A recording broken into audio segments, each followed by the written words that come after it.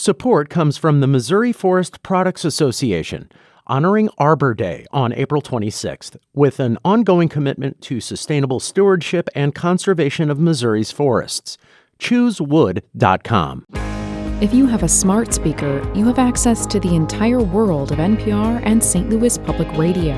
All the latest news and all the captivating stories. Activate our voices with yours by telling your smart speaker to play St. Louis Public Radio. From St. Louis Public Radio. This is St. Louis on the Air. Really, all of them have a lot of those same benefits, right? Connectivity, options for transportation, for people to get around, to have healthy ways to exercise and get outside. Part of our process is that we want this to be driven by the community, so that means that we are constantly listening and evolving and iterating. I don't think it would probably be a successful project if it was the same idea that we were talking about 4 years ago. This greenway can be a catalyst for other types of opportunities, for equitable economic development, for public art, projects that might not always happen on all of the different greenways, but really have opportunities to come to life here. I'm Sarah Fensky. In the last few weeks, the news has been very good for Great Rivers Greenway and its Brickline Greenway project. The Brickline is a public-private partnership that aims to connect the Gateway Arch to Forest Park via pedestrian and bike trails, and then head north to Fairgrounds Park and south to Tower Grove Park. It is an ambitious project, to say the least, but now a lot of federal money is on the way, $19 million. That's thanks to 2 different federal grants. And joining us now with the latest is Emma Clues. She's the Vice President of Communications and Outreach for Great Rivers Greenway. Emma, welcome. Thank you. Great to be here. So you got some really good news on Tuesday. This was a $15 million federal grant. Did you know that this money was coming? Well, we certainly hoped, and we put together our application, studied all of the data and put together all of the case for why we thought this was a strong project, but we're thrilled to receive the official notice on Tuesday. And this is part of the RAISE discretionary grant program from the United States Department of Transportation. And so what specifically will this $15 million pay for? So this is specifically for the construction of the Brickline Greenway segment that goes from Fairground Park down Grand Boulevard over to Cass Avenue, heading west just a little bit to Spring Street, down to Page. So it's just basically 1.2 miles of the overall northern stretch of the Brickline Greenway. So that was always a part of this plan. So does the grant speed up when it will be able to happen? The grant is a huge boost in the arm for the project. So, we're working on the conceptual plan with community engagement in those neighborhoods right now, while we're also actively fundraising, which includes applying for federal grants like these, as well as private fundraising. And we were very grateful to have a match supported by Edward Jones and other private donors for this specific application. So what it really means is we're going to move at the speed of, working through all the different project elements with the community. And when we're ready to go into construction, there'll be a great chunk of funding there from this federal grant. Okay, so you mentioned this is kind of the northern extension. It goes down Grand. We have an artist rendering that we got from Great Rivers Greenway. That's on our website right now, stlonair.show. You can also see it at STL On Air, our Twitter account. Emma, is that what this is probably going to look like on Grand? Yeah, we're still in the conceptual phase, so obviously things are going to change as we get into the design and, the utilities and all those technical factors, but it gives you an idea of this is a separated path for people who are walking, running, riding a bike, pushing a stroller, rolling a wheelchair. It's more than, some people have been asking us, is it bike lanes painted in the street? No, it is different than that. So if you're thinking up on the curb, think about a sidewalk, a place where people can walk and bike, separated from the streets where the cars are driving. Boy, it just looks so exciting. I'm looking at this and I'm thinking, man, this trail is going to be amazing. And that is not the only good news for this Brickline Greenway that has happened in just the last couple weeks. You also received a $4 million grant. This was channeled through the East-West Gateway Council of Governments. What is that part for? Correct. Yes, that is the Transportation Improvement Program. If you ever hear about our the TIP program, that's what that is. And so this is specifically for the portion from Sarah Street to the Grand Metrolink station. So trying to connect along the Metrolink right-of-way between basically the Cortex station and the Grand Metrolink station. So creating those connections through all of those different areas, Cortex and IKEA and City Foundry, and connecting that all together. So $19 million, these two federal grants collectively total up to that. It sounds like a ton of money. And yet I was somewhat chagrined to see on the Great Rivers Greenway website, the total cost of this project is estimated at $250 to $300 million.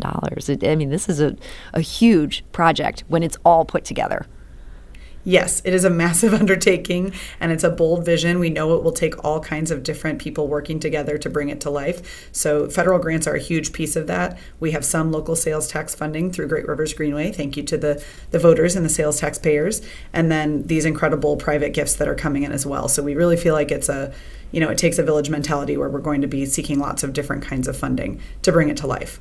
So for people who are just chomping at the bit, what's the earliest we'll start to see construction on this? And what do you know at this point, what part of this comes first? Yeah, lots of different moving pieces right now. The piece that will be in construction very quickly here is the piece that is right in front of the new St. Louis City SC soccer stadium. So because they are already in construction now, we're coordinating with them. So the piece of the Brickline that will go along Market Street will be heading into construction here in the next few months. That segment all the way down from where it is at 20th and Market Street, what we're just talking about, all the way down Market Street to Compton, where Harris Stowe State University is. That would be one segment that will probably move fairly quickly. And then we're working on the section on Grand that we just talked about, as well as that Metrolink. So those are the three main segments that are active right now. And again, all of these move at different paces and have different elements and technicalities to them, but we're doing as much as we can to bring these to life quickly. So this one that's near the soccer stadium, that sounds like we're going to start seeing this just in a matter of months here. For these other two pieces that you see as the first phases of this, is that true for them as well? Those still have a couple of years of design and engineering and working through all those logistics. So those federal grants that we received for those other two portions, basically the central Metrolink corridor area will probably go into construction in 2024. And then the construction on the RAISE grant that we're talking about, the $15 million, that would probably go into construction in 2025. Okay. So a few years yet for some of these, but we're going to start seeing things happen here in the next couple months for this one small portion, and then in the next couple years for more of it. Absolutely. And really all of them have a lot of those same benefits, right? Connectivity, options for transportation, for people to get around, to have healthy ways to exercise and get outside. We just want to make sure that they are done in conjunction with the communities and partners in those areas. So this effort is a long time in coming, and I think maybe that's why some of us are so chomping at the bit. We just want the Brickline Greenway to be out there, talked about for years. The project kicked off in earnest in 2017, and so there's been 4 years of you guys working on this. I'm wondering if anything has changed during those years and as this process of planning it and conceptualizing it has moved forward. Absolutely. Part of our process is that we want this to be driven by the community. So that means that we are constantly listening and evolving and iterating. So yes, it has changed. I don't think it would probably be a successful project if it was the same idea that we were talking about 4 years ago. So we're excited to hear what people have said. We've been really doing more than Great Rivers Greenway has done before to incorporate public art as a means of storytelling and interpreting the places that you're visiting. That's one of the big pieces of that segment along Market Street to commemorate the Mill Creek Valley neighborhood that was there. I know we've talked about that before. So there's lots of different elements like that this Greenway can be a catalyst for other types of opportunities, for equitable economic development, for public art, projects that might not always happen on all of the different greenways, but really have opportunities to come to life here. One of the other things that has happened in these past 4 years is it has a new name. The Brickline Greenway, that name came after this was already sort of in the beginning of getting started. Some people may remember this as the Shodo Greenway. So for those who kind of missed that development, what led you to go the Brickline route instead? Absolutely. The idea for a Shodo Greenway actually predates our organization. It was around in the 90s. And part of the confusion then was when this because of public input, we really heard that we wanted to go not just east and west, but also north and south to all of the neighborhoods. So Shodo, there is a Shodo Avenue, and the Greenway is not going along Shodo Avenue. So that was the main impetus. It's no longer just an east-west Greenway along that street. But it's also a little bit hard to say, a little bit hard to spell. And also, Shodo himself was a slave owner. There were lots of different reasons that we wanted to rethink the name. And so we did a huge call for submissions from all over the community. We got more than 1,000 different ideas submitted. And then our working groups helped us to whittle it down and eventually chose the Brickline Greenway because brick is one of those common elements throughout all the potentially up to 17 neighborhoods that will be connected together by this greenway. So it's something strong and beautiful, but full of the, grit that you see in the city of St. Louis with that incredible brick that comes from our earth. So you mentioned the fact this is no longer just Shodo. It goes goes to the north, goes to the south. That's going to be a huge part of this. The original idea was to connect the arch to the park. Why is it important to go north and south into these neighborhoods in addition to that?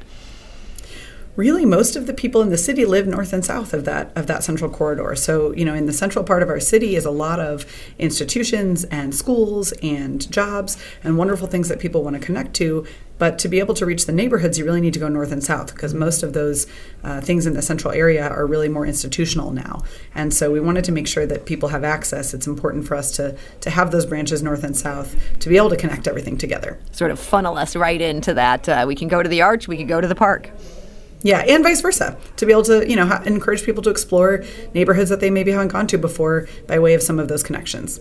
So, Emma, we have time for just one more question. We got a good one from a listener. This is from Lauren, who asked on our St. Louis on the Air Facebook page, will any parts of this greenway be heated during the coldest winter months like they do in Minneapolis? Is that something that has been talked about at all in these planning stages?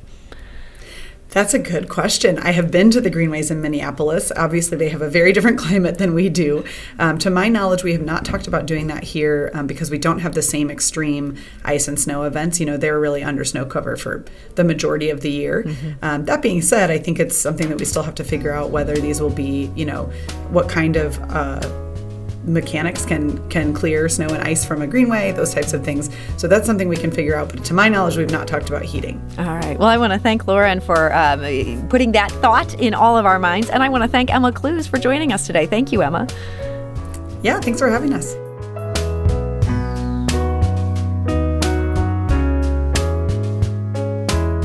This episode was produced by Sarah Fensky, with audio engineering by Aaron Dorr and production assistance from Jane Mather-Glass. It was mixed and edited by Jane.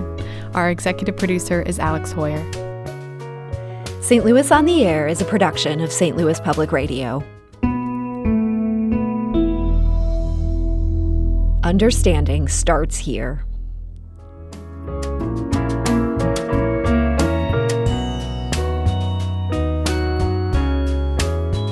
Do you find yourself regularly listening to episodes of St. Louis on the Air? Suggest us to a friend you think might enjoy our conversations. And leave us a review and rating on Apple Podcasts on the App Store. It's the simplest way to help people discover our show. Thanks. St. Louis Public Radio is a member-supported service of the University of Missouri, St. Louis.